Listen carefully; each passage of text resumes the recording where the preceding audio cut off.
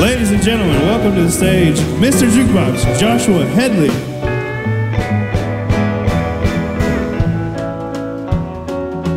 Oh, welcome to the show, everybody. How you doing?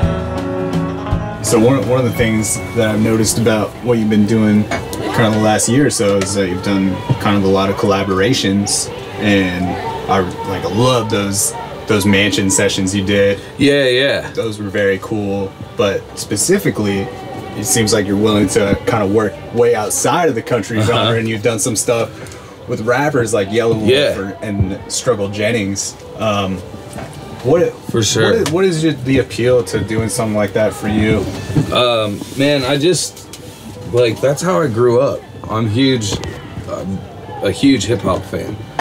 And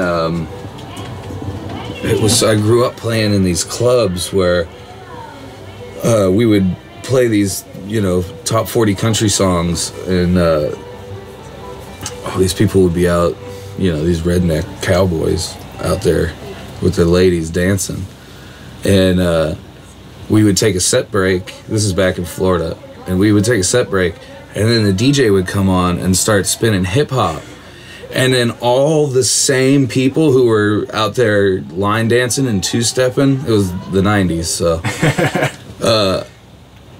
they were all out there bumping and grinding on the dance floor to this hip-hop thing. I don't know if that's a uniquely Florida thing, but it is not uncommon. I'd rather lay me down tonight and never wake again. I think there's interesting parallels with some of that old outlaw traditional country with hip hop is the amount of features that kind of happen. Yeah. And I feel like that doesn't happen in every music genre, but you go back through and it's Wyland playing with Johnny, and we were just talking about that. Me and my bass player were just having this conversation separately, talking about how they never do any man duet things, feature things anymore, and how cool that used to be. And then prior to that, I play at this place called Robert's Western World, and upstairs there's this picture of Farron Young, and he's kind of doing this thing here, and he's got a pinky ring and a gold nugget bracelet on. And I'm like, if you take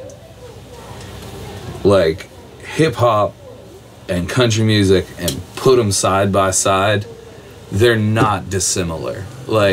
Those are the same people, they're just culturally different.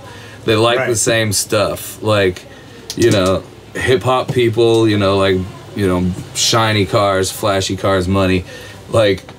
Rednecks big, brand new, lifted, expensive ass trucks, and it's funny to me, the juxtaposition of those two worlds being so normally just butting heads, but you look inside and Hank Williams and Method Man probably weren't too different of people.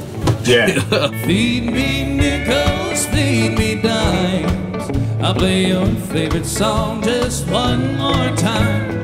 Do you think that's what makes a collaboration with Yellow Wolf or something like that even more appealing to you, just to make that cross those boundaries and kind of make that a thing again? Yeah, man, I'm in, because to me it's all the blues. It all came from the same place, man. And both country music and hip-hop music are rooted in struggle and working class ethics and just grime and gutter and just salt of the earth, and at the end of the day it's all just the blues. All I can say is what a way to live.